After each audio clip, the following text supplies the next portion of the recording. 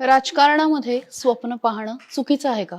असा प्रश्न पडावा असे उमेदवार माझ्या सोबत आहेत. त्यांच्यासोबत काय घडलंय या सगळ्या मुद्द्यावरती येणार आहोत. पण त्यापूर्वी स्वागत करूया राष्ट्रवादी काँग्रेस पक्षाचे अधिकृत उमेदवार अमोल बालवडकर यांचं. खूप खूप स्वागत हो, अमोलजी. धन्यवाद. आणि अगदी पहिला प्रश्न, खरं तर कालपासून प्रत्येक ठिकाणी तुमची चर्चा होतीये. म्हणजे कदाचित अमोल बालवडकर हे फक्त पुण्यात माहिती असते, ते आता अख्ख्या महाराष्ट्राला कळलेले आहेत.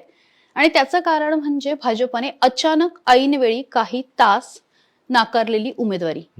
काय नेमकं घडलं, इथून सुरुवात करूया. म्हणजे साधारण विधानसभेला मी ते इच्छुक झालतो, आपल्या सर्वांना माहिती आहे. पक्षाच्या चौकटीत इच्छुक होतो भारतीय जनता पक्षाकडनं. आणि तेव्हा मी माननीय देवेंद्रजींच्या मध्यस्थीमध्ये चंद्रकांत दादांसाठी माघार घेतली आणि विषय संपला. दुसऱ्या दिवशी चंद्रकांत दादा घरी आले आणि मी दुसऱ्या दिवसापासून कामाला लागलो. चंद्रकांत दादा निवडून आले. आणि तेव्हा मी तर काय असं कुठल्या माघारीच्या कुठल्या अटीवरती काय मी माघारी घेतली नव्हती, पण त्यांनी स्वतः शब्द दिला म्हणजे की बाबा तुला महापालिकेत संधी देऊ, तू थांब पक्षासाठी, मी आहे. देवेंद्रजी बोलले होते की मी आहे तुझ्यासाठी, तुला मोठा करीन, हे त्यांचं वाक्य होतं. तुझ्यामध्ये गट्स आहेत, हे पण त्यांचं वाक्य होतं. आता गट्स माझ्यात आहेत, फक्त त्यांनी मला मोठं करण्याऐवजी मला लक्ष दिलं नाही. ठीक आहे, राज्याचे मुख्यमंत्री आहेत, माझ्यापेक्षा खूप मोठे आहेत, मी खूप लहान कार्यकर्ता आहे, पण मला ॲटलिस्ट कारण जरी सांगितलं असतं तरी माझं समाधान झालं असतं, किंवा मला सन्मानाने माझं तिकीट जरी कट केलं असतं तरी माझं समाधान झालं असतं. मला एका दरीच्या किनाऱ्यावरती आणून सोडून दिलं आणि 1:30 वाजता फॉर्म भरायला, 1.5 तास, 3 वाजायला फॉर्मची मुदत होती. दीड पण वाजून 1:40 असताना मला सांगितलं की तुला, चंद्रकांतांना फोन केला तेव्हा मला तुला उमेदवारी देता येत नाही असं देवेंद्रजींनी सांगितलं. मी दादांशी धन्यवाद एवढा शब्द बोललो आणि शांत बसलो होतो. काय मनात त्यावेळी भावना आल्या? त्या मनात अख्खा प्रवास आठवला. अरे एवढा विश्वासघात काय असतो, षडयंत्र काय असतं, केसाने गळा कापणे कशाला म्हणतात, पाठीत खंजर खुपसणे कशा, या सर्व शब्दांचा अर्थ मला अनुभवायला भेटला त्या क्षणी, त्या एका क्षणात. की अरे म्हणजे सर्वस्व राजकीय करिअर पणाला लागलं होतं. आणि एक ज्या आपण काम करतो, प्रामाणिकपणे काम करतो, पक्ष वाढवला, जनतेचं पण प्रामाणिकपणे काम केलं, एवढं करून आणि एवढी मोठी लोक ज्यांच्या चेहऱ्याकडे बघून आपण 11 वर्ष राजकारण केलं ना, अशी लोक सुद्धा चंद्रकांत दादा असतील किंवा या शहराचे नेतृत्व करणारे नेते असतील, माझी भाजपच्या कुठल्याही राज्यातल्या नेत्याबाबतीत तक्रार नाही आहे. देशाचा तर माझा संबंध येतच नाही, एवढा मोठा मी नाहीच आहे. पण या स्थानिक पुणे शहरातील जे भारतीय जनता पक्ष ज्यांच्या ताब्यामध्ये दिलेला आहे, त्यांच्या बाबतीत माझी नक्कीच तक्रार आहे. कधी अंदाज असा म्हणजे कोणी दिला होता किंवा कोणी काही अशी साईन दिली होती की मे बी नाही होणार काम किंवा नाही तिकीट नाकारलं जाईल वगैरे? अंदाज नाही. तुम्ही आयफा अवॉर्ड जेव्हा कधी येईल पुढचं, तेव्हा तुम्ही चंद्रकांत दादांचं नाव त्यात नॉमिनेशन करा एक, की ते सुद्धा खूप चांगली ऍक्टिंग करतात, की एवढं मोठं षडयंत्र त्यांनी वर्षभर माझ्यापासून लपून ठेवलं. तुम्ही थेट चंद्रकांत दादांचं नाव घेताय म्हणजे जेव्हा आता अगदी मी पहिला प्रश्न विचारला तसा की राजकारणामध्ये स्वप्न बघणं चूक आहे का? आता हे सगळं घडल्यानंतर तुम्हाला वाटतं की नेत्याच्या बरोबरीने समान नेतृत्व उभं करण्याचं स्वप्न बघणं किंवा मला पुढे जायचंय, मला त्या पदावर जायचंय, हे मी बघितलं, ही माझी चूक झाली? बघा, राजकारणामध्ये डावपेच असतात. हम्म. राजकारणामध्ये काही तत्वही आहे. अनेक घडामोडी बघतो आपण या मागील 5-7 वर्षामध्ये. या राज्यातलं राजकारण आपण पाहिलंय, या देशातलं राजकारण आमच्यासारख्या पिढीला पाहिलं, जे पूर्वी कधी पाहायला भेटत नव्हतं. खरंय. पण आजकाल ती तत्व कुठं गेलीत मला काय समजत नाही. आता जर एवढे, आणि मी काय 165 नगरसेवक, की मी एक नगरसेवक होणार होतो. मी काय आमदारकीचं तिकीट मागत नव्हतं आता, किंवा मी काय MLA खासदारकीचं तिकीट नव्हतं, काय MLC नव्हती. हे काय विषय, 165 पैकी मी एक नगरसेवक होणार होतो. आणि मला तर तुम्ही मोठे शब्द देऊन थांबवलं होतं. ठीक आहे, तुम्हाला नायक महापौर करायचं, मला आशा नव्हती की हे करतील का नाही, मला माहित नव्हतं स्टँडिंग किंवा चेअरमन, मी काय ती आशा ठेवून काम करत नव्हतो. पण तुम्ही मला थेट उमेदवारीच दिली नाही आणि तुमच्याकडे कुठलंही कारण नाही आणि कुठलाही पर्याय मला न ठेवता कुठलाही पर्याय पण मला मिळाला नाही पाहिजे गाफील ठेवून. आणि माझ्या आई वडिलांनी शिकवले की लहानपणी की बाबा जेव्हा आपण तुमच्याकडे जर शक्ती असेल तर ती शक्ती तुम्हाला दाखवायचीच असेल तर तुमच्यापेक्षा मोठ्या लोकांपाशी दाखवा. तुमच्यापेक्षा लहान लोकांपाशी तुम्ही कधी ती दाखवायची नसते. पण ह्या मोठ्या लोकांनी एवढ्या जे राज्याचं राजकारण करतात, देशाचं राजकारण करतात, माझ्यासारख्या कार्यकर्त्यापाशी ते शक्ती वापरत बसले. त्या शक्तीचा दुरुपयोग केला त्यांनी. याच दुःख आहे. हे सगळं एका बाजूला असताना म्हणजे 1:40ला जवळपास तुम्हाला स्पष्ट झालं की आता भारतीय जनता पक्षाने आपल्यासाठी दारं बंद केलीत. त्याच्यानंतर काही मिनिटात अजित पवारांपर्यंत पोहोचणं, तिथे तिकीट मिळवणं, काय बोलणं झालं मधल्या काळात अजित पवारांशी? 5व्या मिनिटाला तर मला दादांचा फोन आला.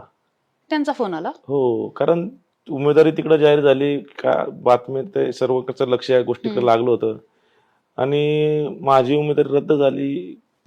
कदाचित त्यांचं काहीतरी असं शेवटी दादा हे अतिशय ग्राउंड लेवलला काम करणारे कार्यकर्ते आहे का, कार्यकर्ते पक्षासाठी कार्यकर्ते नेते हेरणारे ते एक नेते आहे ते महाराष्ट्राचे, म्हणून त्यांच्याकडे ओळखलं जातं. आणि 5व्या मिनिटाला दादांचा मला फोन आला की अमोल, तुला भारतीय जनता पक्षाने उमेदवारी दिली नाहीये असं मला समजतंय, पण तू काय आमच्याकडे येशील का, नाही का. म्हणलं मला तर अजून विश्वास नव्हता वाटत म्हणलं दादा, पण मला आता माझ्याकडे पर्यायच नव्हता. कारण एवढ्या प्रकारे जर असं तुम्हाला मला तर पहिलं कुठं सुचत नव्हतं दादांना तरी काय सांगून कधी.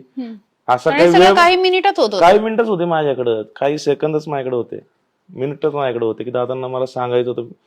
तर मी दादांना बोललो हो. आता मला देवेंद्र फडणवीस साहेबांचे शब्द आठवले की राजकारणात तुम्हाला जिवंत राहण्यासाठी काही काही अपरिहार्य निर्णय घ्यावे लागतात, त्यामुळे मी तो निर्णय घेतला. अजित पवारांकडे गेलात, जिजाईवरती गेलात, तिथं काय बोलणं झालं का? दादांनी मला असं सोप्यावरती बसवलं. मी 10 वर्ष काम करून भारतीय जनता पक्षातल्या कुठल्याही नेत्यांनी मला असं कधी असं एवढी आपुलकी कधी वाटली नाही. एवढी सहजता त्यांच्यामध्ये, सहज त्यांचे काही त्यांनी काय असं ते सहज सगळ्यांसोबत तसं वागतात. मला सन्मान केला. पहिली गोष्ट मला बोलले की अरे अमोल, तुझं तिकीट कट झालंय, मलाच आश्चर्य वाटतं. कदाचित तू विधानसभेला इच्छुक झाला असेल तेव्हा तुझं तिकीट कट केलं असेल, पण तुझा देवेंद्रजींनी तुमची मध्यस्थी करून तुमचा विषय संपला होता, मग असं कसं काय केलं बरं. मी म्हणलं मलाच माहित नाही म्हणलं दादा, मी त्याच विचारात आहे अजून सुद्धा. ठीक आहे म्हणले. मग पुढच्या विषयी आमची चर्चा चालू झाली. आणि मग त्यानंतर त्यांनी डायरेक्ट एबी फॉर्म दिला अगदी काही मिनिटात. हो. मला बोलले तुझं काम चांगलं आहे, गेले 8-10 वर्षापासून मी तुझं काम पाहतोय, त्यामुळे काय अडचण येणार नाही बोलले तुला, तू काम करणार आणि काम करणाऱ्याच्या मागे लोक उभे राहतात. आता परत तोच मुद्दा ना की अमोल बालवडकर आणि कमळ हे जे चिन्ह आहे हे मागचे 5 वर्ष तुम्ही बाणेर बालेवाडी या भागात चांगलं पोहोचवलं.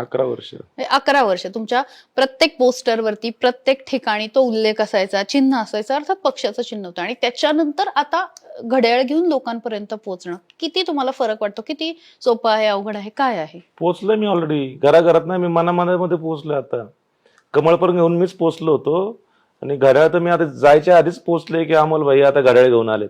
त्यामुळे कमळ पण मलाच मतदान करणार आहे आणि घड्याळ पण मलाच मतदान करणार, ही गोष्ट लक्षात ठेवा. भाजपला त्यांच्या निर्णयाचा पश्चाताप होऊ शकतो असं वाटतंय? आता 16 तारखेला ते पश्चाताप त्यांना ऑलरेडी झालेला आहे, ते आता व्यक्त करू शकत नाही. त्यांना पश्चाताप झालेला आहे.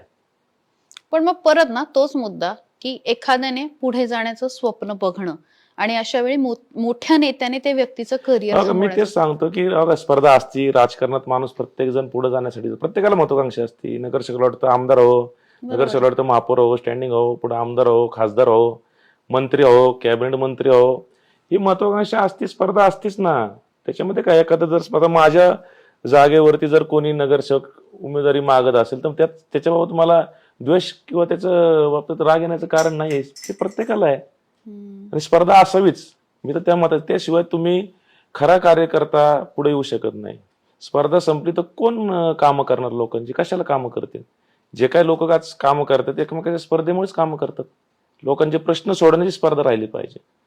इथं आता भारतीय जनता पक्षामध्ये चाटोगिरीची स्पर्धा आहे, कोण जास्त नेत्यांच्या पुढं पुढं करतंय. स्थानिक नेतृत्वाच्या बाबतीत बोलतोय मी.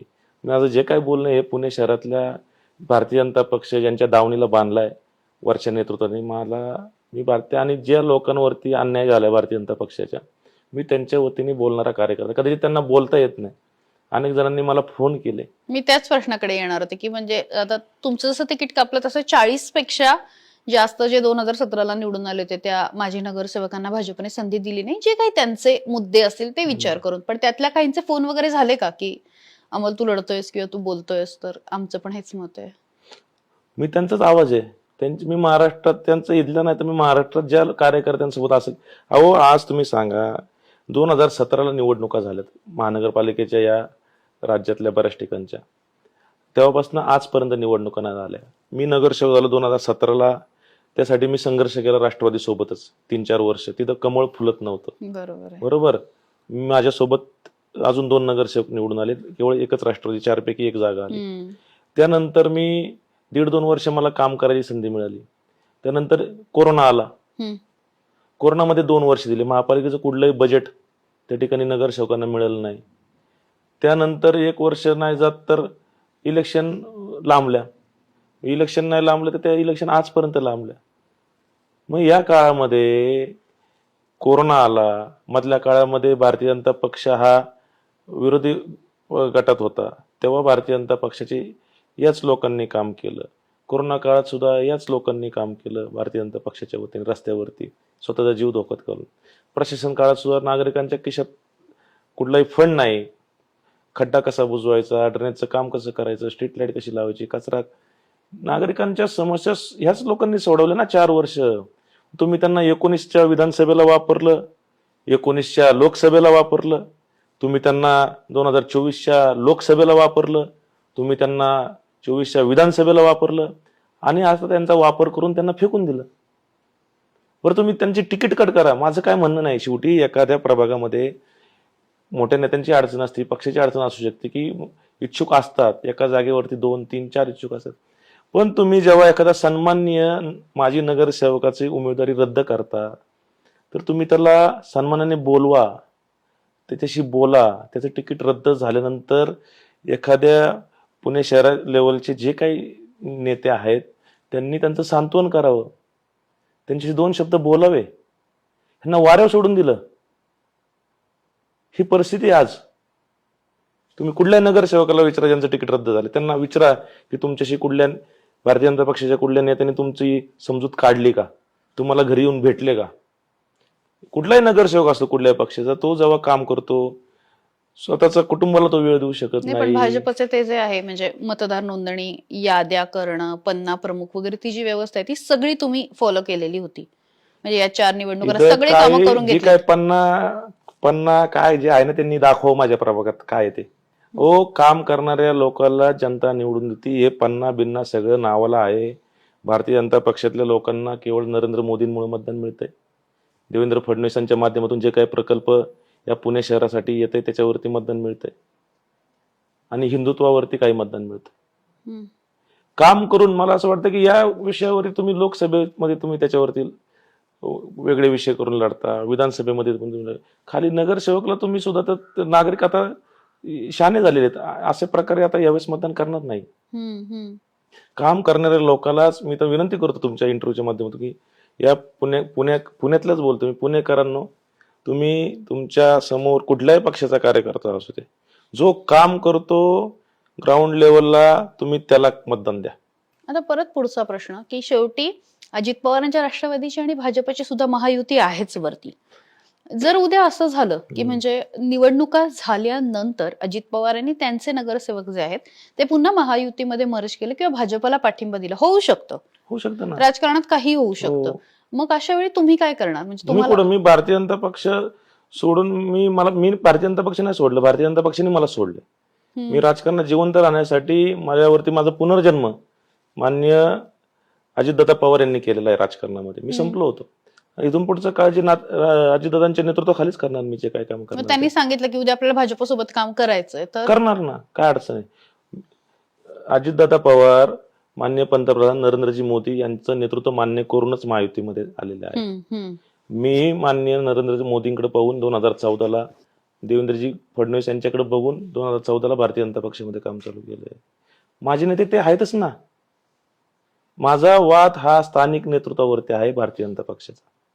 माझा तर वादच नव्हता. त्यांनी आता वाद दाखवला सिद्ध करून की बाबा आम्ही मोठे झालोय आता आम्ही छोट्यासोबत लढाई करणार. छोट्याला ते पण मागणं असं केसाने गळा कापणं, षडयंत्र करून पाठीत खंजीर खुपत. अरे समोर येऊन सांगायचं ना आधी हिंमत असेल तर की बाबा मी तुला उमेदवारी देऊ शकत नाही. मी लहान कार्यकर्ता आहे. माझी नगरसेवक आहे, सिटिंग पण नाही. माझी नगरसेवक आहे, 4 वर्ष झालं माझं मी नगरसेवक नाहीये. पण एवढं झटून मी खाली काम केलं. लोकसभेला मुरली अण्णा मोहोळ यांच्या प्रचाराला मी जवळपास 5,000 पेक्षा जास्त घरी डोर टू डोर जाणारा एकमेव पुणे शहरातला नगरसेवक असेल. माझ्या फेसबुकला सगळे फोटो आहेत. कोणी चॅलेंज करावं मी त्यांना दाखवू शकतो. 5,000 ते 6,000 फोटो निघतात ड्राईव्ह मध्ये, गुगल ड्राईव्हचे. मी पाहिलं की अरे मी काय मोहळांना केलं, हे माहिती होतं. माहिती असेल त्यांना माहिती असेल, पण त्यांना वाटलं की याचं काम खूपच जास्त आहे, त्यामुळे पुढे अडचण नको. हम्म. कदाचित त्यामुळेच त्यांनी केलं असेल. पण मग परत मुद्दा हा आहे ना की आता हे बघा, ही तर निवडणूक होईल, पण परत 29 येणारच आहे. म्हणजे आज ना उद्या मी परत 29च वाट पाहतोय. नगरसेवक माझ्यासाठी काय नाही, जनता आता माझ्या बाबतीत मला निवडून देणारच आहे. खरी निवडणूक 29लाच कळणार आहे. मी आता राष्ट्रवादी पक्षाचा आवाज आहे. या पुणे शहरामध्ये माननीय अजितदादा पवार हम्म, यांचं नेतृत्व कसं सक्षम आहे, कसं खरं आहे, कसं कार्यकर्त्याला न्याय देणारं हे नेतृत्व आहे. आणि एक खोटं नेतृत्व जे पुण्याला आहेत, केवळ ते भारतीय जनता पक्षाला राज्यातून आणि केंद्रातून ताकद मिळाली म्हणून इथं काही पण करायला लागलेत, काही पण उलटे पालटे उद्योग करायला लागलेत. आज मला काल आठवण आली मान्य स्वर्गीय गिरीश भाऊ बापट यांची. मी म्हणणारच होते की तुम्ही फेसबुकला तो फोटो शेअर केलाय. मी तो फोटोही म्हणजे आपण ऑडियन्सला दाखवूया की खांद्यावरती मला वाटतं बापट साहेबांचा तुमच्या हात आहे आणि तुम्ही म्हणालात की आज तुमची आठवण येते. काय म्हणजे त्यावेळी मनात होतं, काय फील करत होते? शेवटी हा एक मी ज्यांच्याकडे पाहून मी 10 वर्षापूर्वी 11 वर्षापूर्वी लहान असेल, आता वय माझं 39 आहे. हम्म, माझं वय तेव्हा 29 होतं आणि मी भारतीय जनता पक्षामध्ये काम चालू केलं. 50,000 मी 2014ला 50,000 भारतीय जनता पक्षाचे सदस्य केले. मी काय आमदार नव्हतो, नगरसेवक पण नव्हतो. मला सत्कार केला. दानवे साहेब तेव्हा प्रदेशाध्यक्ष होते, मेधाताई आमदार होत्या, बापट साहेब पालकमंत्री होते. आणि त्यानंतर बापट साहेबांशी माझा संपर्क आला. बापट साहेबांची काम करण्याची पद्धत, बोलण्याची पद्धत एकदम ग्राउंड लेवलला, म्हणजे कुठलाही बडजावा नाही. सांगायचे तुम्ही आहे ना, नागरिक तुमच्याकडे बारीक नजरेने पाहत असतो. तुम्ही चालताय कसे, तुम्ही उठताय कसे, तुम्ही काय कपडे घातलेत, तुम्ही बोलताय कसे लोकांशी. त्यामुळं समाजामध्ये वावरताना अमोल जनतेला प्राधान्य देऊन काम करायचं. पहिलं गरिबाचं काम करायचं. जो गरीब आहे त्याला पहिलं प्राधान्य द्यायचं. सर्वसामान्य नागरिकांचे छोटे छोटे प्रश्न असतात म्हणले, त्यांचे काय मोठे तुमच्याकडून, त्यांना तुम्ही नीट तरी ऍटलिस्ट तुमच्या समस्या तुम्ही सोडू शकत नाही, तर ऍटलिस्ट त्यांना त्यांच्या समस्या ऐकून घेण्या इतका वेळ तरी त्यांना द्यायचा. तेव्हा तुम्ही तुमच्यावरती राजकारणात कुठलंही संकट आलं तर तुम्हाला कोण हरू शकत नाही. आज मला तो त्यांचे शब्द आठवला आणि आज बापट साहेबांचा मी शब्द खरा करून दाखवणार. उमेदवारी कापली आणि हे सगळं जेव्हा झालं, हे सगळं राजकीय घडामोडी, लोक येऊन भेटत होते का, मेसेज करत होते का, काय प्रभागात रिॲक्शन होती? महापूर आला माझ्या घरी लोकांचा. मला असं वाटलं 2017 निवडून आलो तेव्हा एवढी लोक नव्हती आली, तेवढी लोक माझ्या ऑफिसला होती. बर बर. तेवढी लोक माझ्या ऑफिसला होती पुष्पगुच्छ घेऊन. राष्ट्रवादीची पण लोक आली, भाजपची पण लोक आली. म्हणजे आयुष्यात आम्ही कधी या ठिकाणी राष्ट्रवादीला काही काही लोक असं म्हणते आम्ही राष्ट्रवादीला मतदान केलं नाही, आम्ही भाजपचे आहेत, कट्टर भाजपचे, पण पहिल्यांदा आम्ही राष्ट्रवादीला मतदान करणार तुमच्या माध्यमातून. मी म्हणलं अहो का तुम्ही याच अशाच विषयामुळं चांगली काम करणारे लोक मागे राहतात. मी त्यांना सांगितलं तुम्ही कुठल्याही प्रकारची निवडणूक असू द्या, कुठल्याही पक्षाची असू, जो काम करणारा नेता आहे, जो काम करणारा कार्यकर्ता आहे, त्याला तुम्ही बघून मतदान करा. हे सगळं राजकारण सुरूच राहणार आहे. राजकारण राजकारणाच्या जागी आहे, पण आपण कामांबद्दल सुद्धा बोललं पाहिजे.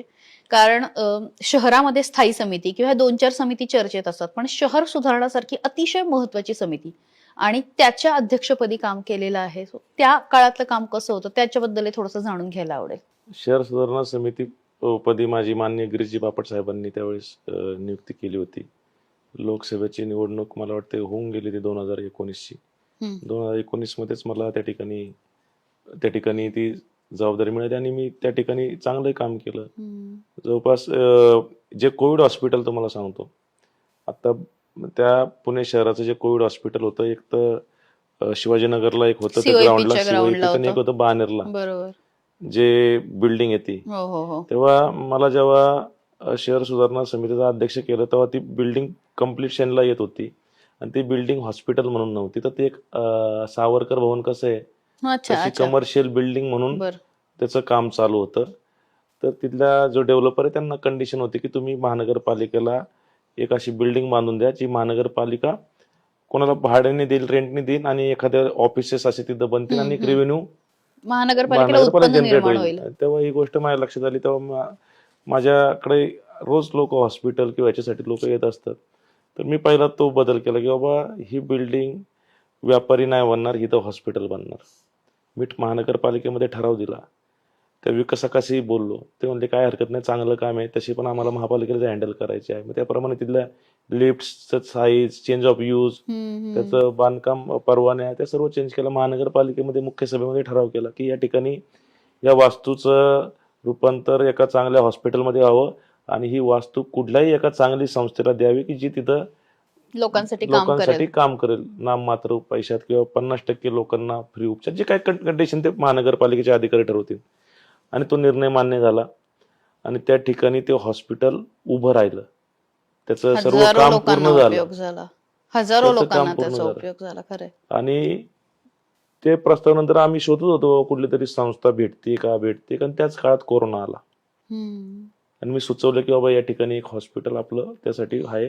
मग CSR काही व्यावसायिक पण पुढे आले पुण्याचे आणि CSR त्यावेळेस यांचं अजितदादा मला वाटतंय की तेव्हा उपमुख्यमंत्री पालकमंत्री होते आणि तेव्हा ते हॉस्पिटल उदयास आले. त्या हॉस्पिटल या पुणे जिल्ह्यातल्या अनेक लोकांना उपचार झाले. तर समाधान वाटलं, अरे चला आपल्या माध्यमातून एक आपण आज दूरदृष्टी आहे. तशीच एक शाळा आहे आमच्या इथं जी तिचं काम अपूर्ण होतं, तिला वेळोवेळी निधी दिला.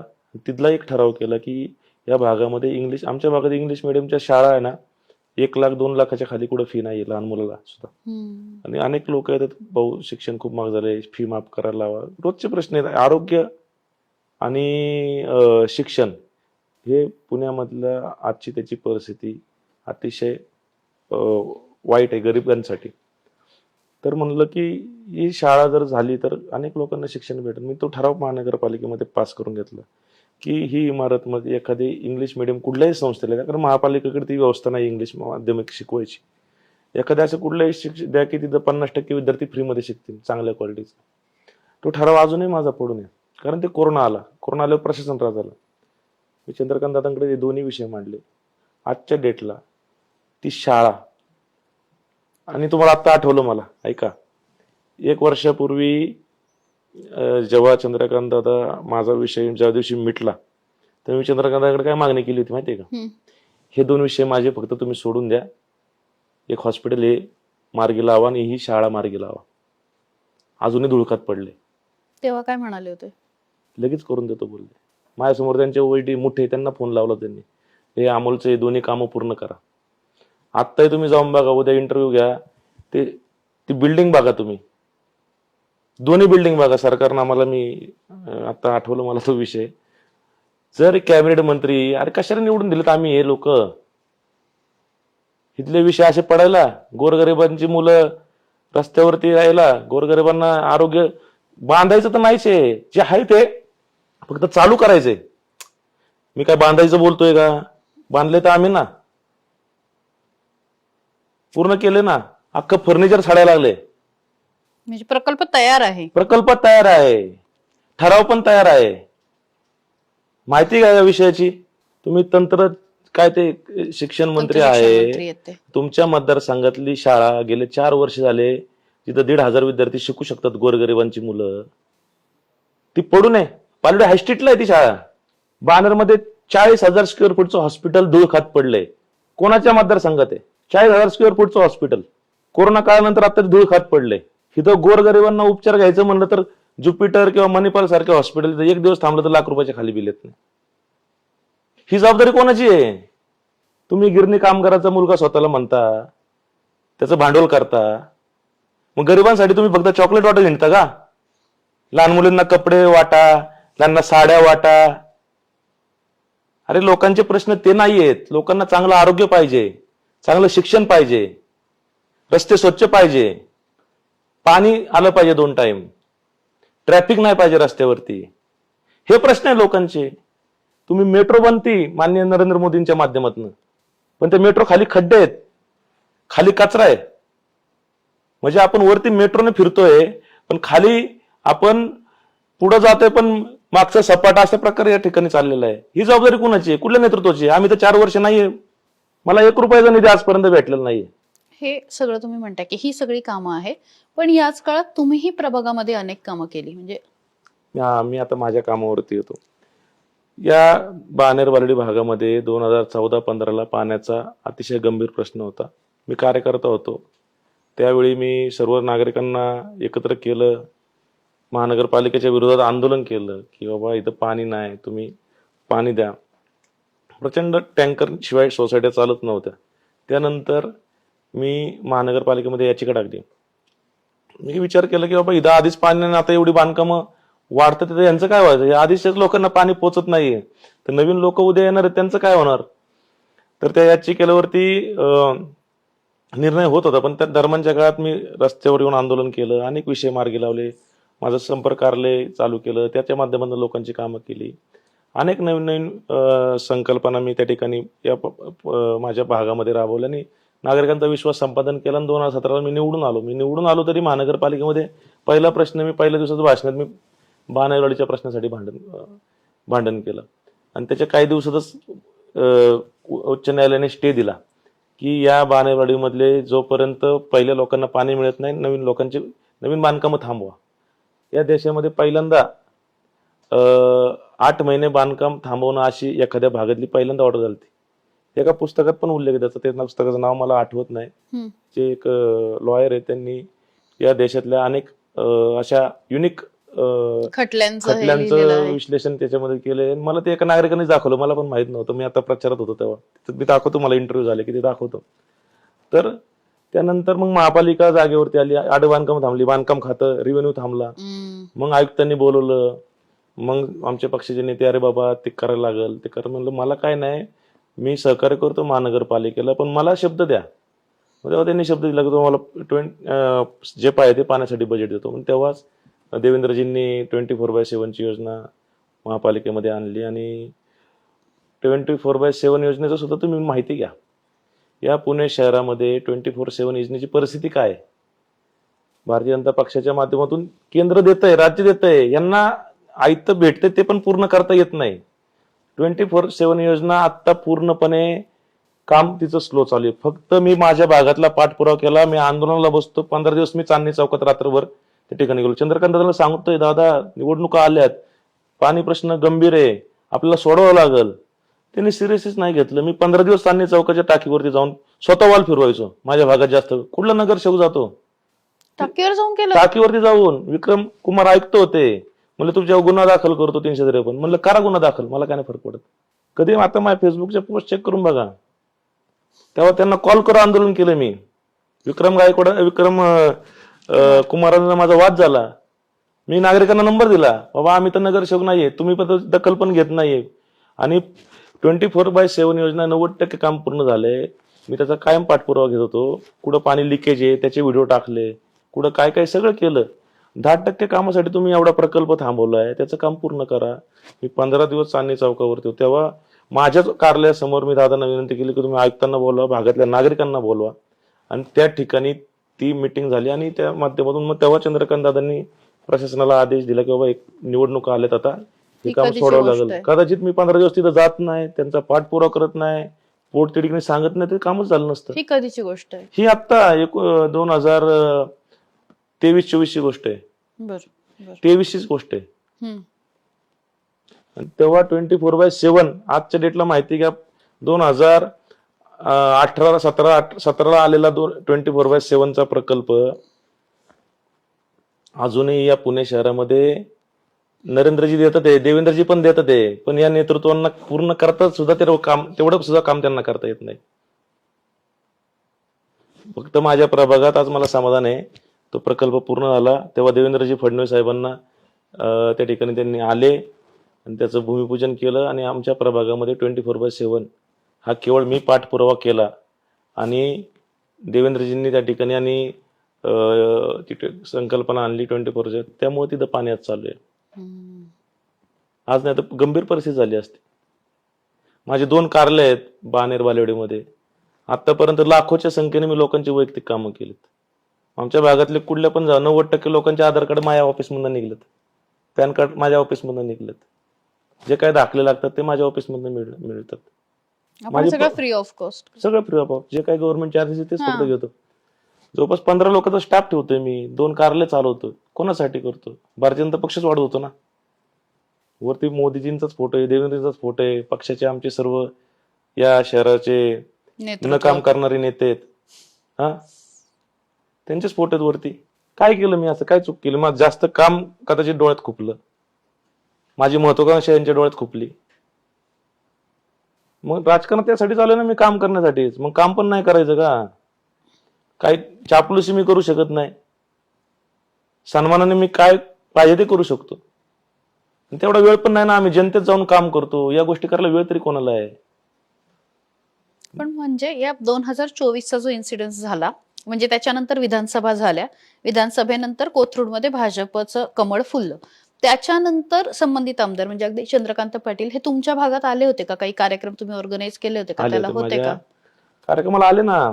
कौतुक केलं का तुमचं? कौतुक केलं ना. मी म्हणून तर मग अशी म्हणलं ना, IF दिलं तर पाहिजे त्यांना. माझ्या घरी पण आले, तेव्हा पण घरी आले, त्याच्या दिवशी प्रश्न मिटला. मध्ये कार्यक्रमाला आले ना, माझ्या दिवाळीच्या कार्यक्रमाला आले, माझ्या सभेला आले. आत्ताच्या दिवाळीच्या? आताच्या 15,000 कुटुंब ना दिवाळी दिली मी. दानवे साहेब आले होते कार्यक्रम. मला जाणून दिलं नाही काय करणार त्याच्यासोबत. त्याच तर मला वाईट वाटतं ना. अरे तुम्ही सांगा ना, तुम्ही वागणूक तर एवढी चांगली देताय आणि ऐन टप्प्यात आले की माझा कार्यक्रम करायला पाहताय. हे सर्व जनतेला कळलंय ऍक्च्युली, कारण मागच्या वर्षीचा विषय सुद्धा सर्व लोकांना माहिती होता. त्यामुळे मागच्या वर्षीचा विषय आणि आत्ताचा विषय डबल इम्पॅक्ट झालेला आहे. माझं काम प्रत्येक घरामध्ये, प्रत्येक माणसं. आता 4 वर्षापासून मी ट्रॅफिक वॉर्डन ठेवलेत माझ्या भागामध्ये. तुम्ही ठेवलेत म्हणजे? मला काय गरज आहे? निवडणूक तर आता आली, 4 वर्षापासून, कारण मागल्या काळामध्ये लोकसंख्या भागात वाढली, लोकल ट्रॅफिक वाढलंय. अंतर्गत भाग, तुम्ही राधा चौक असेल, कळमकर चौक असेल, त्या ठिकाणी कपिल मल्हार, ज्युपिटर, बालेवाडीमध्ये चाकणकर मळा, तिथला गणपती मंदिर चौक, या ठिकाणी किया शोरूम, बिटवायचे तिथला, जवळपास 25 वॉर्डन मी स्वतःच्या खर्चाने ठेवलेले 4 वर्षापासून. लोकांचं मौल्यवान ठीक आहे 50%, 40%, कारण ट्रॅफिक जाम व्हायचं आतमध्ये. आमच्या आमदारांना सांगितलं, चंद्रकांत दादांना, तर सोपं काम आहे ना, तुम्ही ट्रॅफिकच्या DCP ला बोलवा, बाबा इथं वॉर्डन ठेवा, पालिका त्याचे बजेट द्या, तुमच्याकडे बजेट, कॅबिनेट मंत्री तुम्ही ते पण करू शकत नाही. आज 4 वर्ष आले माझे ट्रॅफिक वॉर्डन आहेत. ट्रॅफिक आणि काय गरज आहे मला स्वतःचा पैसा खर्च करण्याची? मी काय एवढा मोठ्या गडगंज फॅमिलीतनं नाही जन्माला आलो. पण आम्हाला करायचं बाबा, जनतेसाठी करायचं, आपल्याला परत निवडून यायचंय. निवडणूक याचा गैरफायदा घेतात नाही लोक. आज मिशन निर्मल सारखी मी संकल्पना आणली. मिशन निर्मल, तेव्हा निवडणूक पण कधी होणार माहित नव्हती. नागरिकांच्या एवढ्या समस्या आल्या की कचरा, तेव्हा मी म्हणलं अरे प्रशासनाला सांगून उपयोग नाही, प्रशासन डिम्म झालंय, 4 वर्ष आले, निवडणुका झाले नाही, काय करतात काय माहित नाही, जाऊ दे, त्यापेक्षा आपणच काहीतरी करू. तसं ट्रॅफिक आपण सोडवतोय, आपणच कचरा साफ करू. 30 लोक निवडली, 30 लोक कर्मचारी अपॉइंट केले, त्यांना ट्रेनिंग दिलं, एक गाडी त्यांना ने-आण करण्यासाठी बनवली. गेल्या 100 दिवस, आता 100 पण दिवस झाले, 100 दिवसामध्ये 100 किलोमीटर एरिया डीप क्लीन साफ केला. म्हणजे गवत असेल ते सुद्धा कापले, फांद्या असेल ते पण तोडल्यात, कचरा असेल तो पण उचललाय. अजून काय करायचंय जनतेसाठी? पाणी द्यायचं, ट्रॅफिक सोडवायचं, कचरा उचलायचा. गोरगरीब 15,000 कुटुंबांची त्यांची दिवाळी करायची. 10 वर्ष झाले मी करतोय. अजून काय करायचं या पक्षासाठी, या पक्षाच्या माध्यमातून? यांच्या निवडणुकीला यांना लीड द्यायचं. लीड आलं की त्यांना वाटतं अरे आमचाच मतदार आहे, ह्याचं काय योगदान आहे? हे भाजपचंच मतदार आहे. या भागात तुम्ही लीड दिलाय प्रत्येक हा, वेळी. महाराष्ट्रात क्रमांक 1 ला मतदान मला मिळणार आहे, लिहून घ्या. आणि हा लढा कार्यकर्ता विरुद्ध नेता आहे. मी कुठल्याही माझ्या भारतीय जनता पक्षाच्या विरोधात मी बोलत नाहीये. माझी लढाई या पुणे शहरामध्ये भारतीय जनता पक्षाने ज्यांच्या हातामध्ये हा भारतीय जनता पक्ष दिला त्यांच्या विरोधात आहे. मी नरेंद्र मोदीजींना मानतो, मानत राहणार, मानत होतो. मी देवेंद्रजींना सुद्धा मानतो. मला नामदार अजितदादा पवारांनी पुनर्जन्म दिलाय राजकारणामध्ये.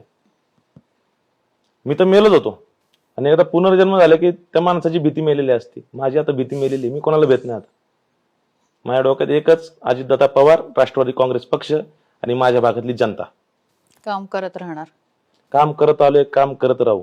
मला वाटतं यापेक्षा फार काही वेगळं विचारण्याची गरज नाही. अमोल बालवडकर यांच्याबद्दल काय वाटतंय, एकूण त्यांच्या वाटचालीबद्दल काय वाटतंय, कमेंट बॉक्समध्ये व्यक्त व्हा. तुम्हाला तुमच्या सगळ्या राजकीय प्रवासासाठी खूप खूप शुभेच्छा. धन्यवाद.